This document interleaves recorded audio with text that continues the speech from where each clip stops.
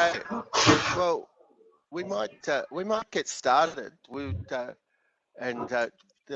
idea is just a sort of a bit of a rehash of the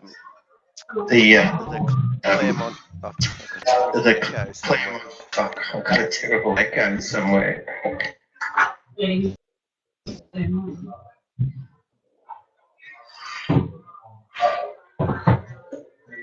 Can I just turn you off for a second, Emma? Yeah. Just turn you off for a second.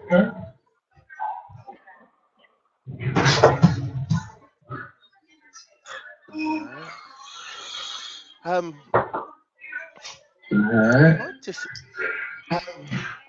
just go to listen only. Just to see how if I can clean up the echo a bit. It's sort of like coming back over myself. So.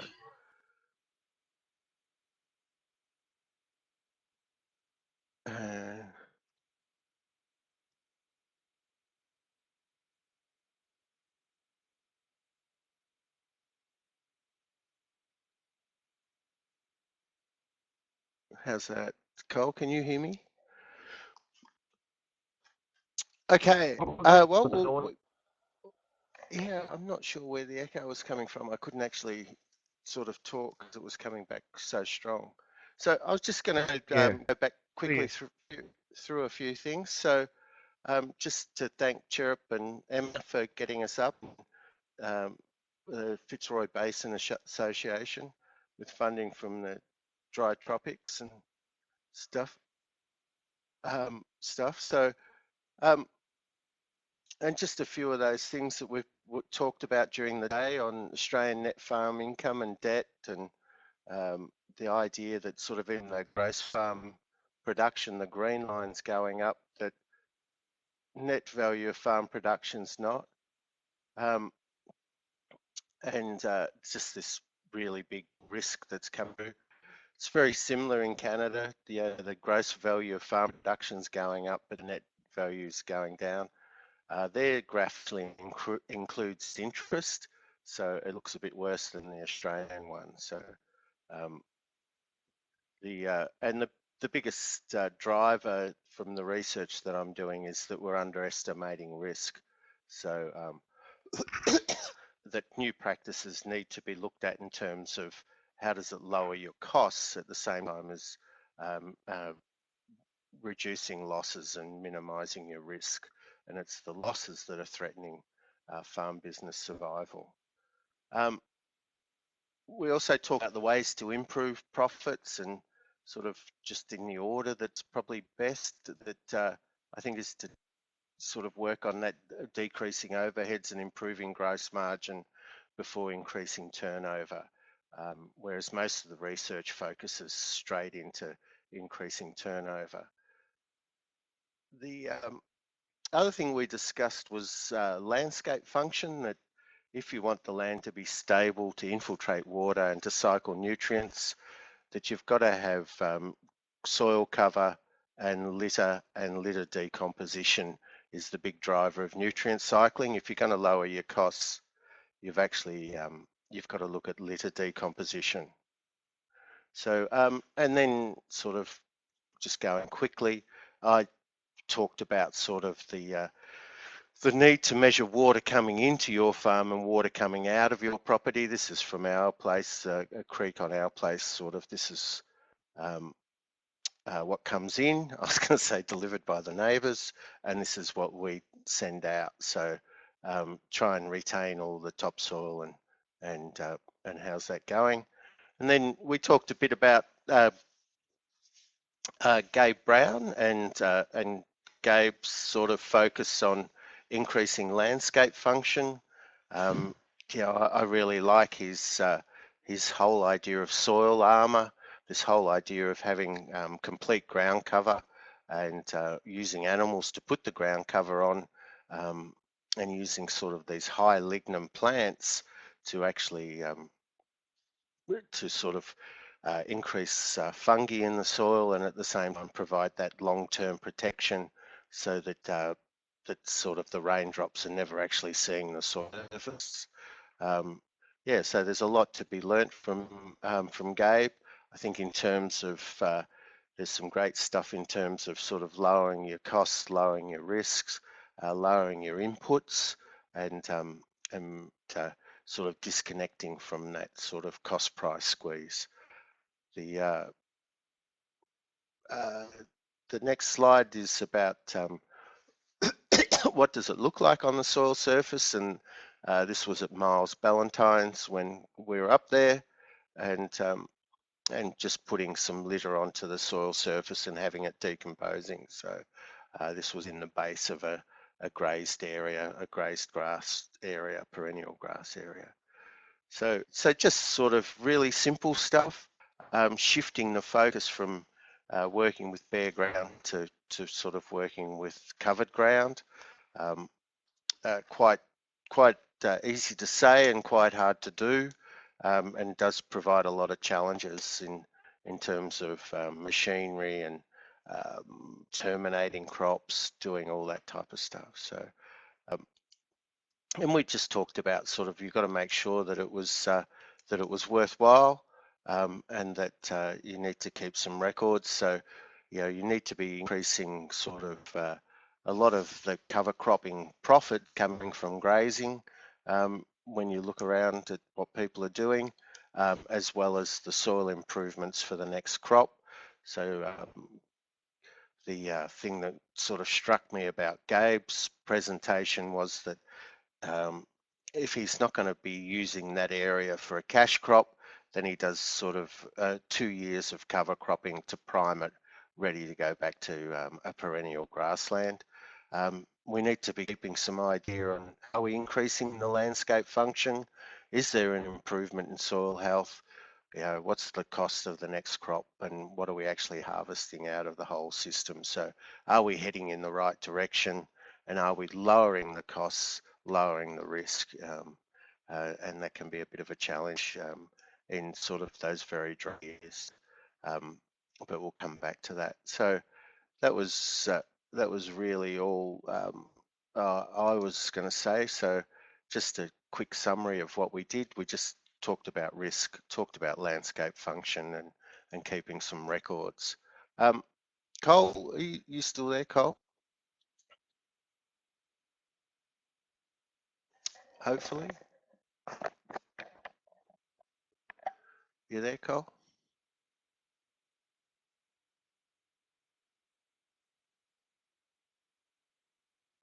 I can see drawing, but I can't see you at all.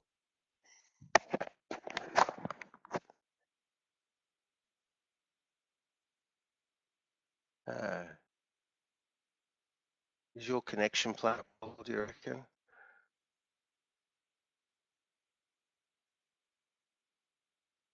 Okay, I can't hear you, Cole. Um,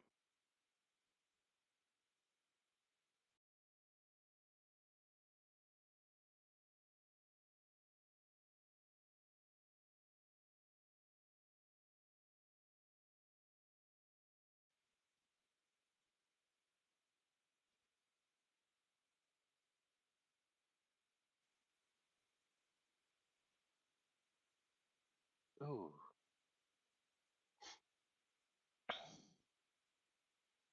might be a sec.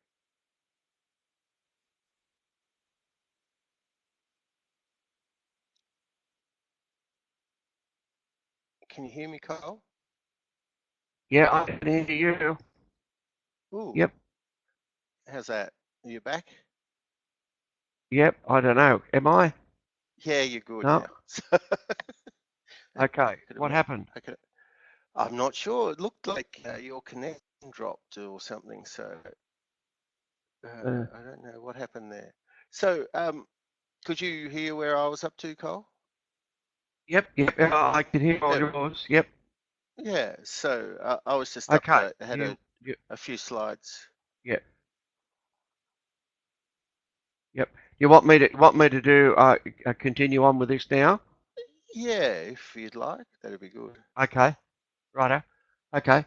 Um, I guess what we needed to understand, and what I spoke about at on the day is the difference in different types of cover cropping.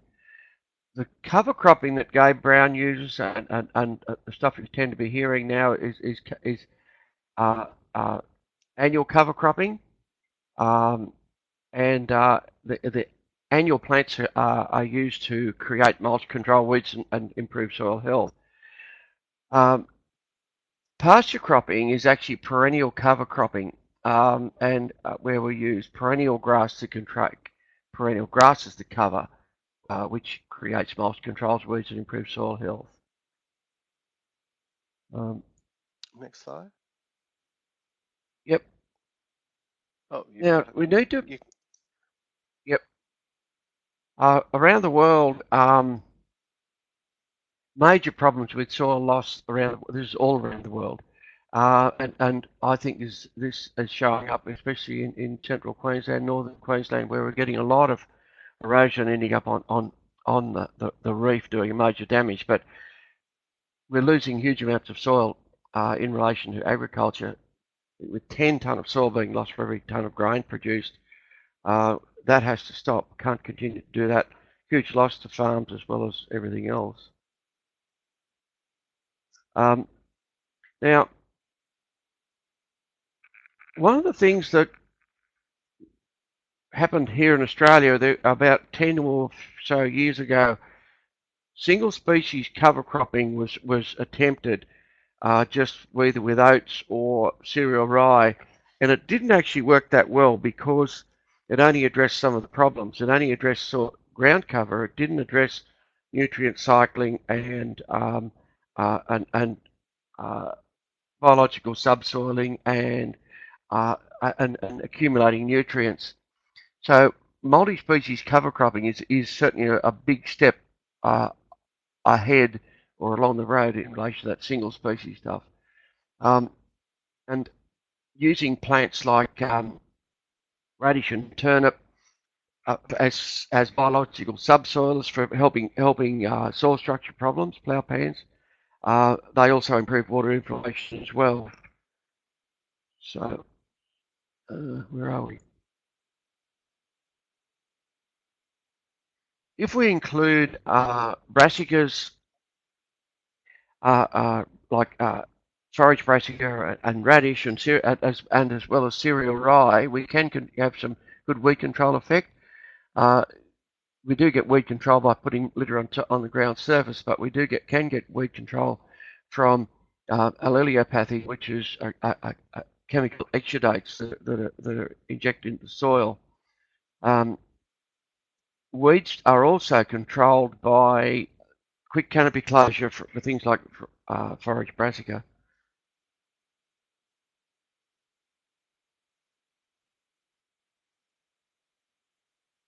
Now, nutrients, where we've constantly been adding fertiliser for years and years, but we may be able to do or reduce our fertiliser. We certainly can reduce our fertiliser by using plants that accumulate nutrients or scavenge nutrients from deeper in the soil profile and make them available for the next year.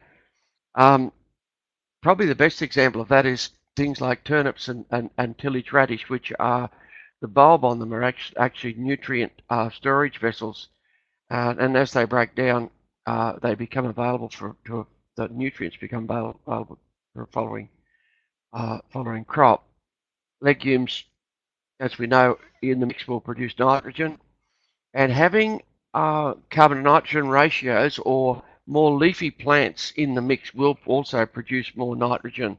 If we increase leafy plants like brassicas as well as legumes in comparison to say oats or wheat or cereal rye, we will increase nitrogen as well. Um, by One thing we need to be aware of in this is if we grow a single species crop, like cover crop, like say oats or wheat, the root system on it is only a one-dimensional root system. If we combine many species, 10 or 12 or even more, you create a three-dimensional root system which then starts to, well, then also has better root exudation, more organic matter in the soil, and will improve soil carbon. Benefits of soil carbon are huge in many ways, including water holding capacity.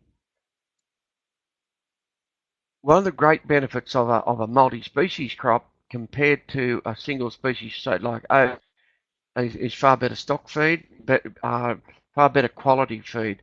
So, and I've seen it here with my multi-species crops, far healthier animals and faster fattening, better growth rates, far superior to say something like oats, sown as a forage crop. Just some of the mixes we've been using in our winter crop, winter multi-species crop. Any of those cereals, generally only one is used, but you can mix the cereals as well.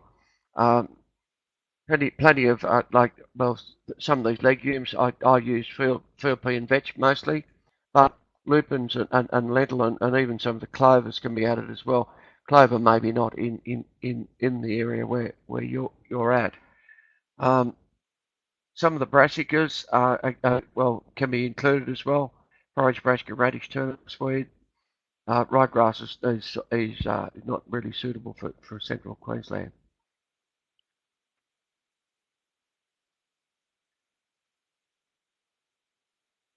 Where am I up to? Yep. Now, the main thing you'll be looking at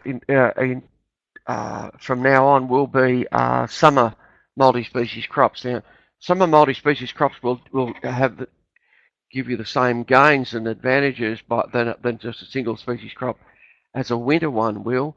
And any of those these grass type plants here. Whoops, how did I do that? Japanese millet, pearl millet, Shrowy millet, any of the forage sorghums, even maize may be an option. The legumes, cowpeas and lab beans are certainly good ones for your area. Soybean would be okay as well. Sunhep is used as a legume, but also it has a lot of lignin in it to increase ground cover. Sunflowers and buckwheat are also a good option. Certainly sunflowers are. Buckwheat you need to be careful about. It can become a weed and following crop, but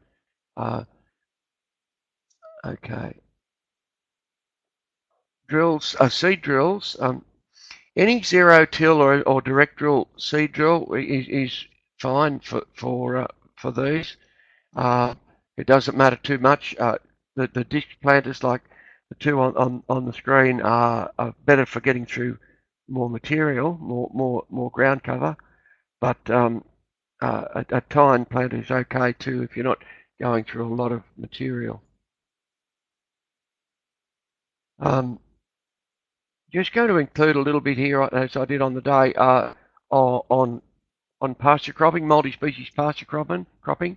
Now, those same species, oats, forage brassica, vetch clover, all those are sown into a grassland when they're dormant, which will work well in your area because you have mainly summer grasses. And if they go into dormancy, which they will at some time in the winter, you can plant those or zero till those species into that dormant summer grassland or grass species. Also will work with subtropical species as well. They don't have to be native grasslands species.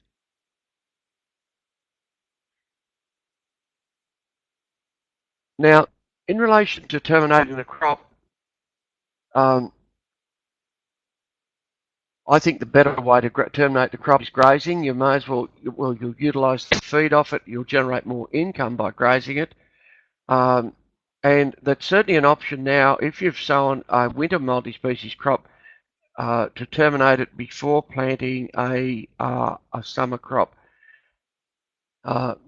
Can be grazed. You can use a herbicide to terminate it, or crimp roll it like that, a roller crimper, which I know some of the people that were at the workshop were looking seriously at getting, purchasing, or manufacturing one. In relation to soils and soil health, there's been a lot of data collected on my property here over the years, and one of the great benefits that's happened, those two slides there show two different soil types. They're taken from neighbouring just neighbouring property on the right hand side and mine on the left. Just through the fence lines, they're only about 15 metres apart. The one on the left holds far more water, 200% more water, and as well as 200% more carbon. But one of the really interesting things with this is that how it's changed, well, not only pH from 5.2 to 6, but it's increased all the nutrients by 172%. What's actually done that is cover cropping, or in my case, perennial cover cropping or pasture cropping.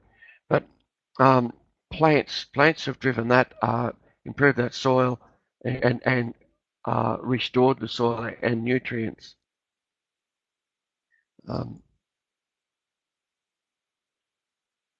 Okay. Yeah, go on, Graham. This was, something I was going to just talk about, Cole, and Yep. sort of swap No, that's good. forwards to you. Yep. Is that we're seeing some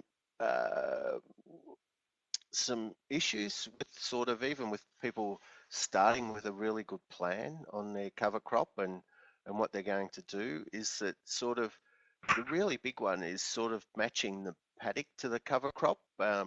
And also on the planning form, we actually ask, sort of, do you have any restrictions on sort of herbicide use and fertilizer use? And sometimes there's a mismatch between sort of what people are trying to achieve. So if like they're trying to put a winter multi-species cover crop into a sort of a weedy sort of annual grass type area, that's that sort of isn't usually very successful. So there's got to be a really good match between that cover crop and also just sort of what you're trying to address. So that resource concern of, are you actually trying to address that sort of soil structure or stock feed, or getting the soil ready for the next cash crop, or what is it that you're trying to do, and then adjusting that cover crop so that it's very focused.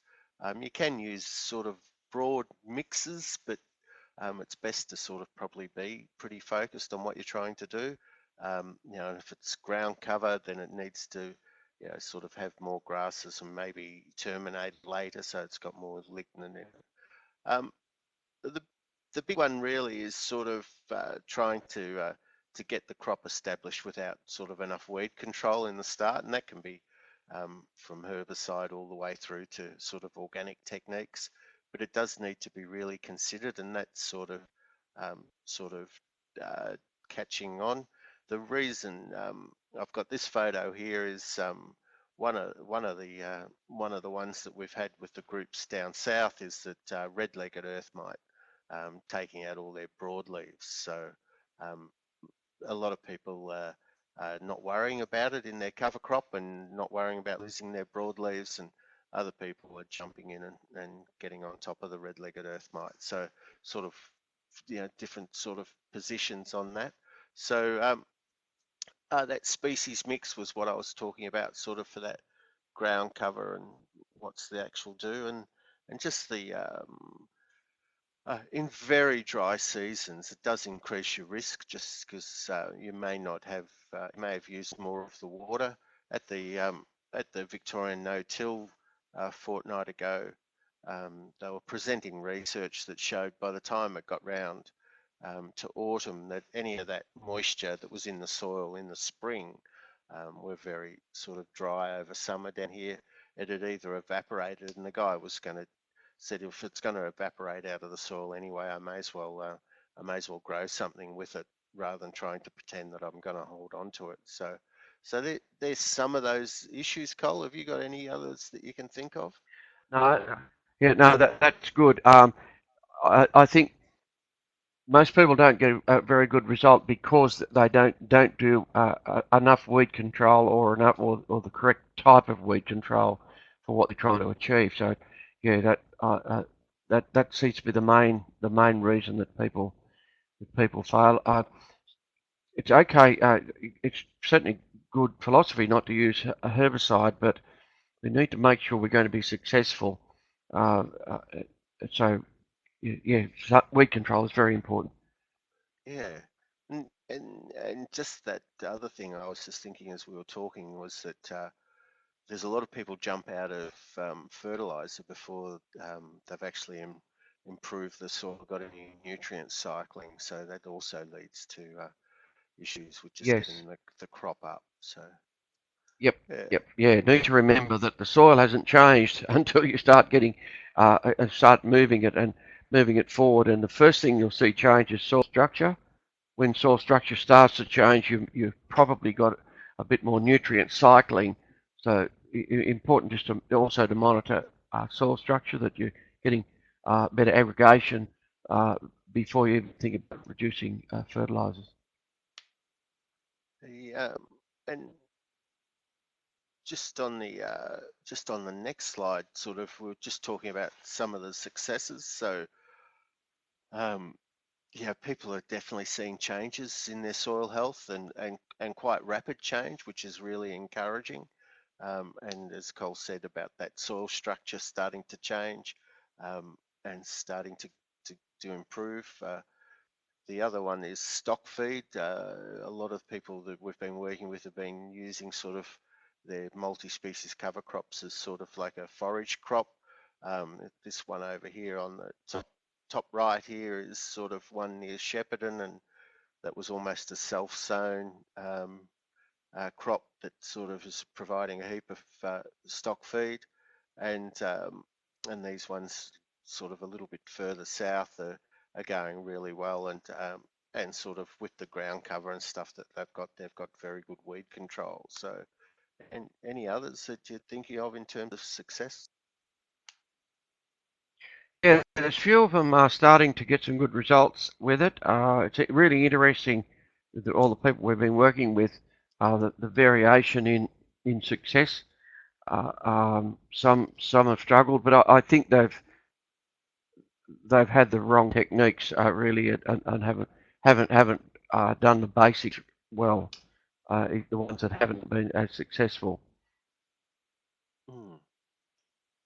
Yeah, so what I was going to do was just sort of open up for questions if I can try and get uh, people's audio back up. Um, Hopefully, everyone's audio's been on.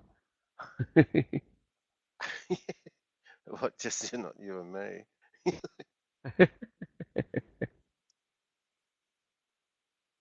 Just can't, why can't I see that one?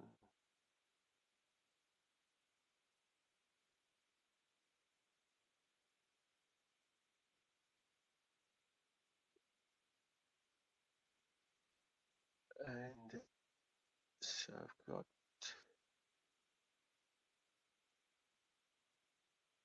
Yeah, I'm good. have I got, you good? Green So, space. fantastic.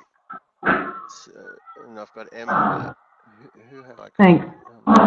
Is it too echoey here or it's fine? I haven't got Sally and Michael. I'm still. Yeah, no, it's not too echoey for me. There's a few, there might be a few issues with a few. I've got David, Emma, Keenan, Kurt. Can't get Kurt up. So, um, or Sally and Michael. Is there any questions for what we've done so far, or any comments or thoughts? Anyone need to know uh, any information on a summer cover crop? Because that'll be your next thing you start looking at probably in September, October.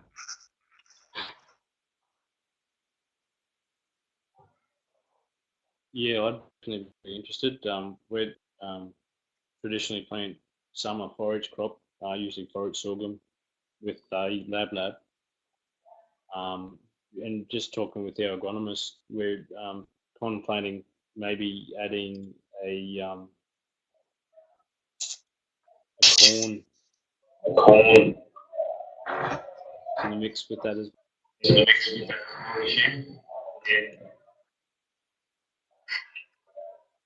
So you're going to mix corn, forage sorghum, and lab. Is that correct? corn, forage sorghum, lab, and sunflower. Yeah. You could put some cowpeas in there as well. Okay. Yep. Yep. Cowpeas would go well. How does corn go in the mix, Graham? Colin, sorry. Say that again. There's a lot of extra noise. I think it might be Kurt saying. I think when he come online before, there was a lot of feedback from his audio.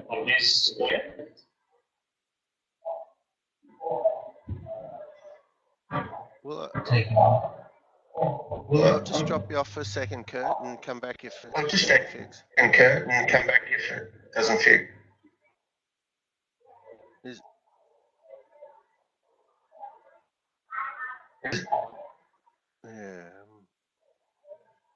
Yeah.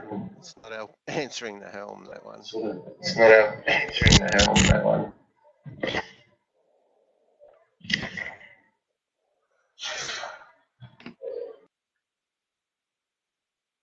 How's that?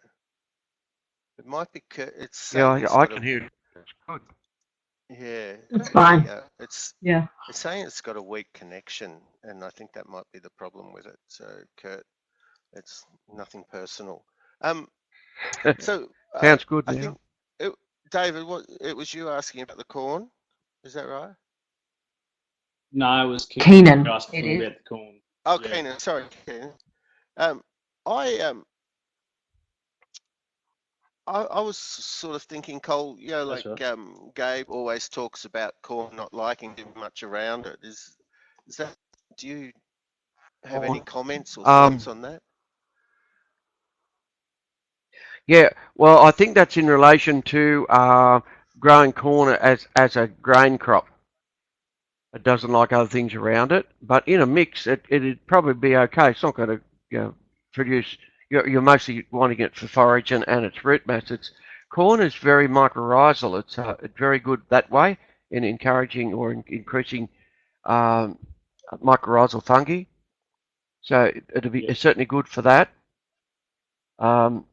Also, you could add a low rate of sunflowers as well. Sunflowers are really good phosphorus accumulators. They cycle phosphorus and got a big root system on them, and surprisingly quite good grazing value. Although once they're eaten, that's it. Yeah, there's a few options. I think you've got more options as you get north where you are. Yep, go on. The particular species of corn that we're looking at is a forage one, and apparently the cattle will eat it, eat the stalk and all, whereas the corn that you grow for the grain as well, they don't seem to eat the full stalk, is what I'm told. So, yep. Yeah. Sounds good. Yes. Yeah. It'd be now, well worth including in that, there.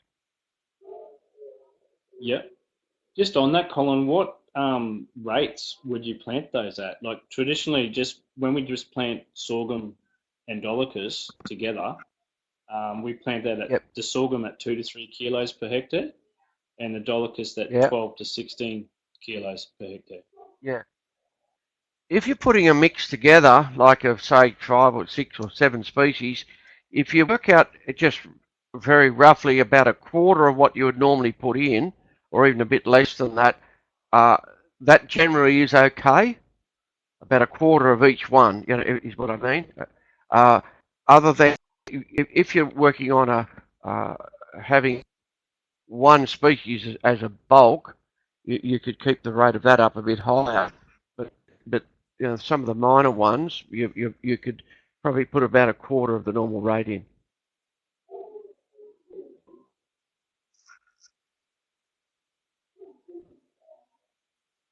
Very good. Any other comments or questions?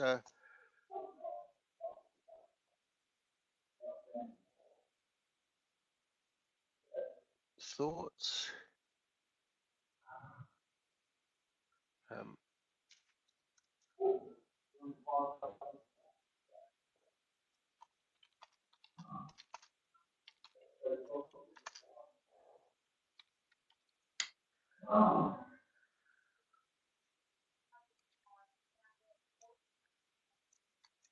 Will I try turning Kurt back on, or? See what happens. Just to confirm that, Colin, that's a quarter of what you would traditionally plant a mix at on its own, is it? Is that correct? Yes, that's exactly right. Yes, yep.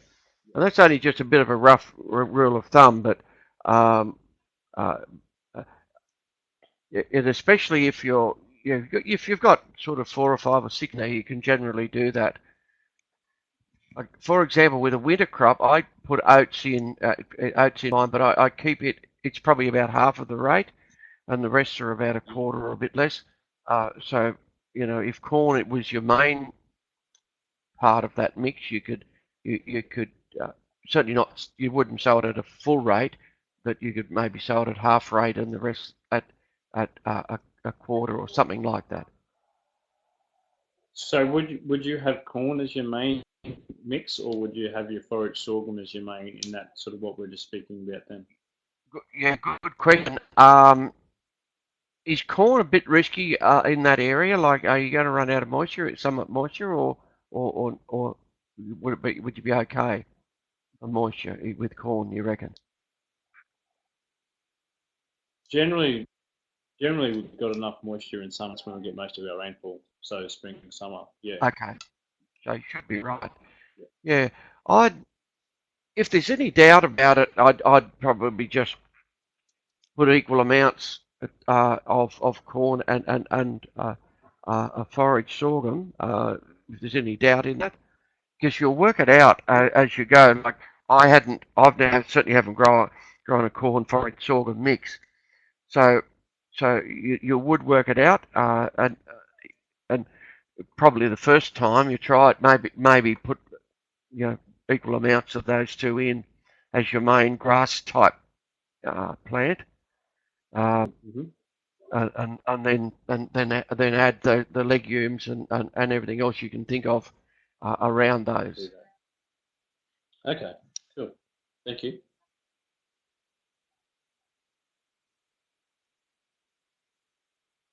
I've got a question here, Cole, from Sally and Randy, Martin. am I coming through at all then at the moment? Was that, sorry, who was that?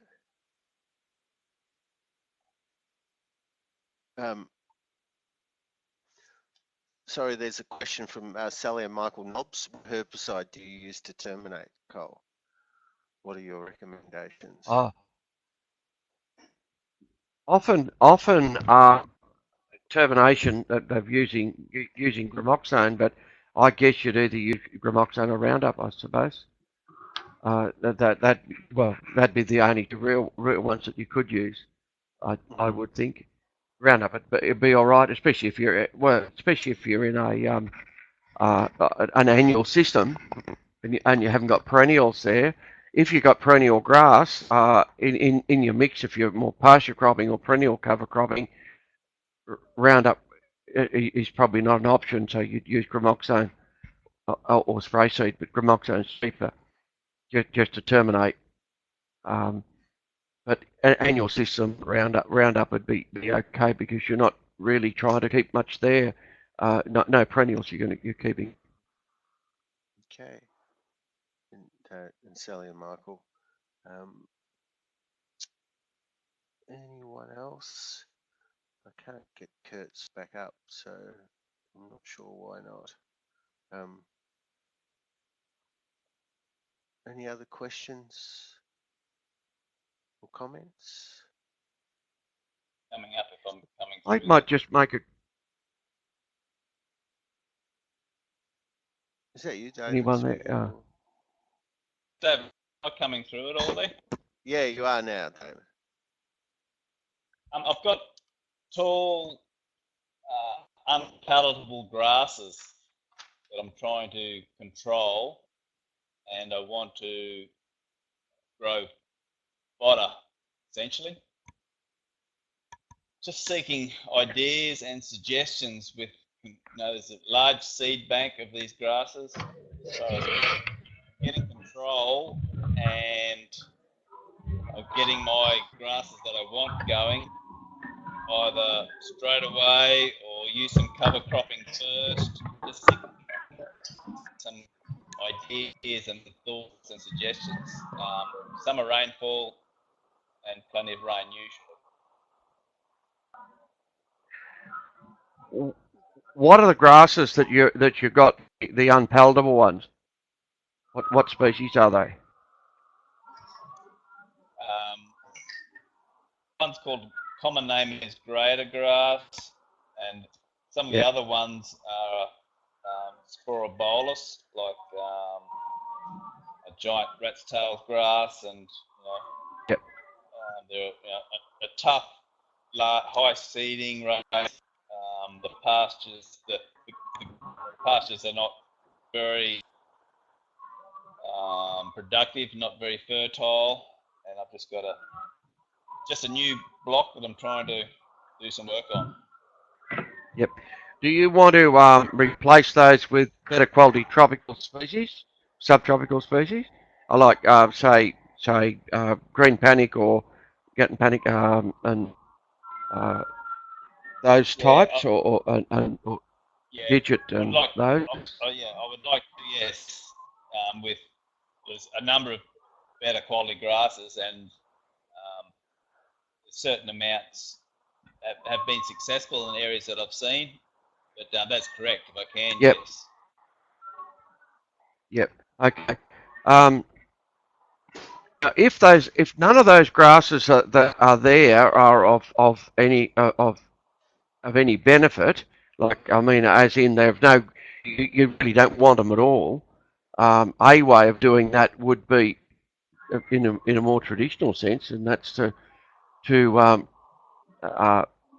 take them out with herbicide in the summer. Plant a multi-species crop in the winter, which will then will prepare the soil a bit better to then resow, and also you'd get some weed control then to plant those crops. Those tropical species in the next summer or early summer. That'd be one way of doing it if you don't want those species at all. That's great. I don't want them at all. Yeah. The issue is controlling them through the summer. Would I? I can control with herbicides or plough them out or whatever to try and kind of like need to probably get the seed bank to try and grow something successfully.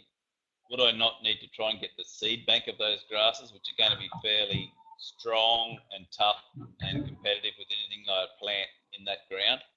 Yep. Yeah. Just okay. What you could do is is spray them right out. I wouldn't plough them. It's just ploughing too damaging, really, soil wise. But you could spray them out early in the summer, and you'd probably get a reasonable kill on them. Put a multi-species like a summer mix in, follow it up then with a winter mix, and then you may be right, or maybe you might have to do that even for a couple of years, just to layer one crop on top of another, and like a multi-species crop, a summer crop and a winter crop, until you reckon you've got those plants out of there. You know, it may take 2 years, Yeah, and the then you'll be just on that, comfortable. so yeah, that's fine. It may take a while. Now, if I go in with a summer crop, and if I do get to graze that, should I then be totally trying to kill that crop before I go in with my next one? Like try and terminate everything that's there, including the unwanted species and the wanted species, and then go again? Yeah, well, you could, although all those summer ones, including the crop, will go into dormancy when the weather gets cold. So it's not going to compete with a winter crop.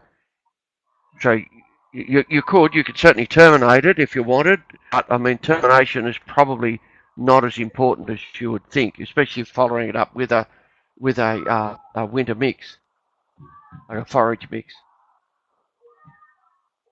I'm just not sure that a winter mix, because we don't get much winter. I'm in coastal North Queensland, so winter Okay. Yep. doesn't really come into it. Like all our summer grasses, if they have moisture, will continue to grow.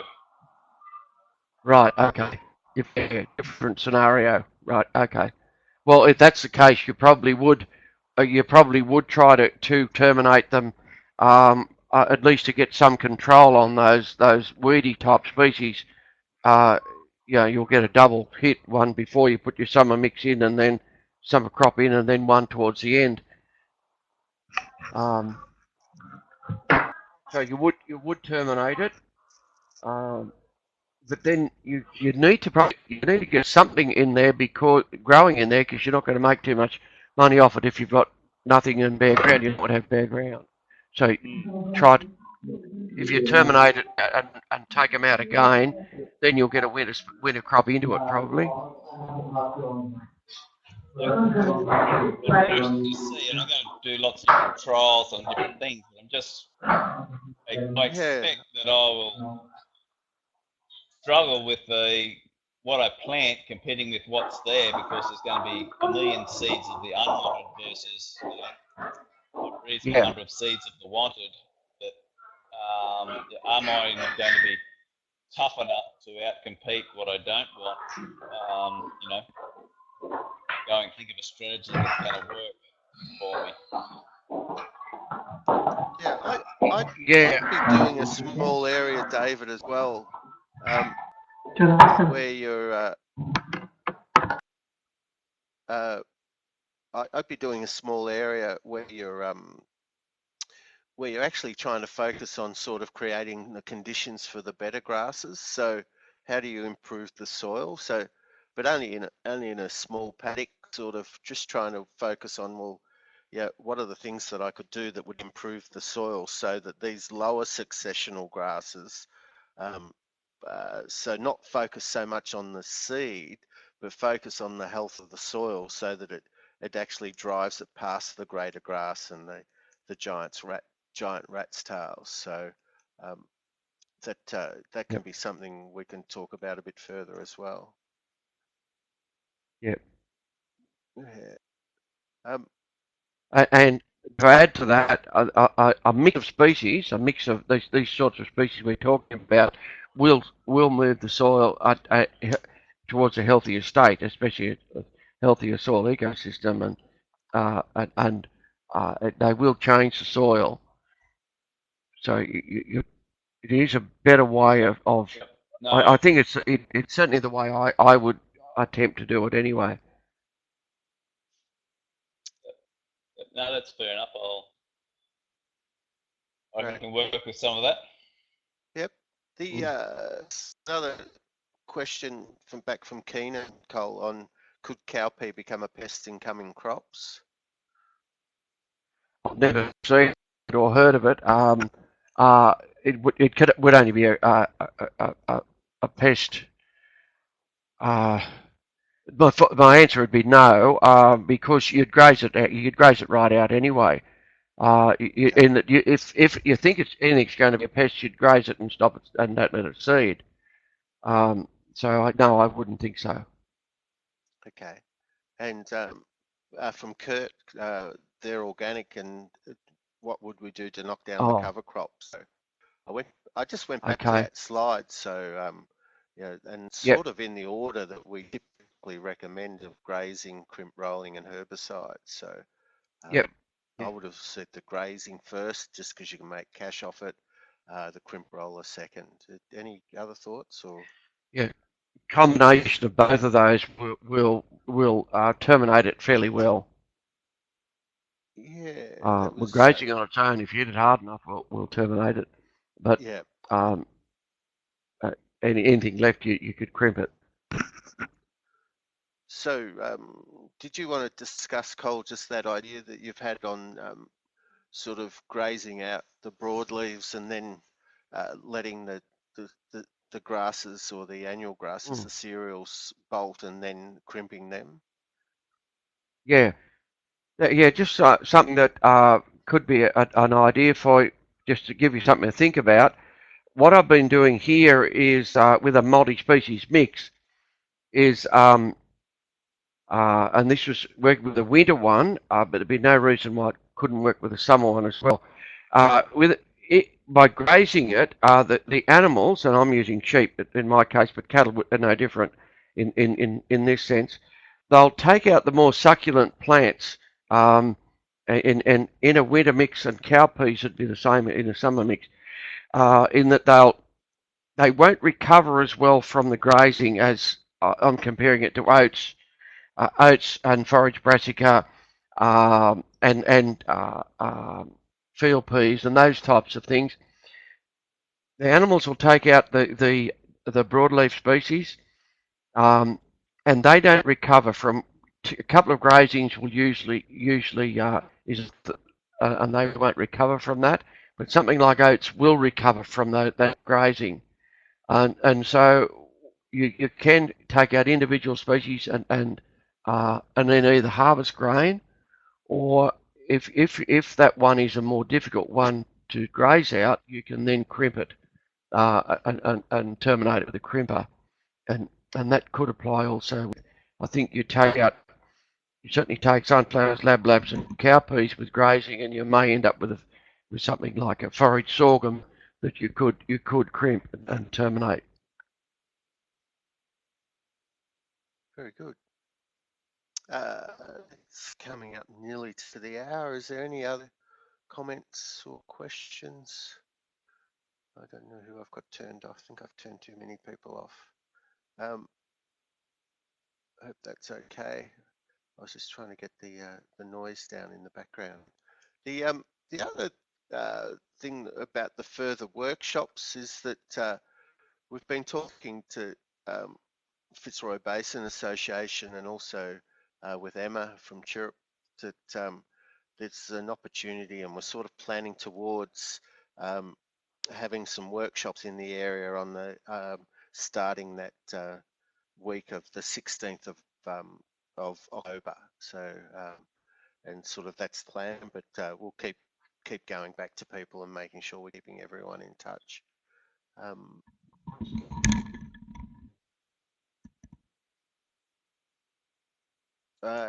Question from Emma. Sorry, Emma. Would the crimpers successfully control cover crops back to back, or do you still require herbicide? Cole. Okay, it does depend on the species. We're finding that some of the shorter, leafier species don't crimp that well. Things like wheat, oats, cereal rye, those types of things are easily controlled with a crimper. And ideally, you shouldn't need a herbicide, but I think if you can, like I said a while ago, if you combine animals with a crimper, I think you would terminate pretty well everything. It's certainly a better way of doing it than using a herbicide. If certainly, definitely if you're an organic producer, but so give you something to think about. We've had mixed results with crimpers. Some very good results with them, and others not so good. The timing of the rolling, the crimping, is vitally important. And on a cereal crop like cereal rye or wheat, it milky dough stage or flowering stage is the ideal time to crimp it. And what are some of the species, Cole, that aren't being crimped? Is that something like vetch or something, or Yeah, vetch is it can be a bit of a problem yeah, in relation to terminating it. Yeah, and some of the brassicas are difficult because they don't have enough stem on them. You need enough stem to crush the stem. If they're more leaf than stem, they don't terminate that well with a crimper. yeah? I So noticed, yeah, shot, Emma's, yeah, yeah. Did you want go on, to take that? another question. Yeah. So Yes, yes, Emma, an intensive graze would be the go, and with that, well, you can follow that up if you like, Graham, you, with on how to do yeah. that. Yeah, if you can. So what we're trying to do is, and it depends on paddock sizes and numbers and things like that, but just sort of um, trying to really sort of just monitor the animals and get as an intensive graze as you can. So just monitoring those gut fills and dung scores. So making sure that you're not sort of knocking the body condition off them. So the early warning indicator being the gut fill scores on the left-hand side in the paralumbar there, fossa, and then making sure that there's a nice match and then they're not getting too dry. So on a lot of the cover crops, sort of, that's usually not too much of a problem. So Mm. um, And I guess you do that with a hot wire just to tighten up the area, give them less area and have more animals on a smaller area uh, with electric fence. very good. No, thank you. The any other thoughts or questions? If not, we might call it quits at that. I hope that's been of some value, and hopefully we get something organised and back up in the middle of October. Thanks to everyone for your time, and feel free to send me an email and I'll or to myself or to Cole, and if there's any questions or thoughts or feedback or whatever, and we'll get back to you. So thanks very much to everyone for your time. Thank you. Thank you.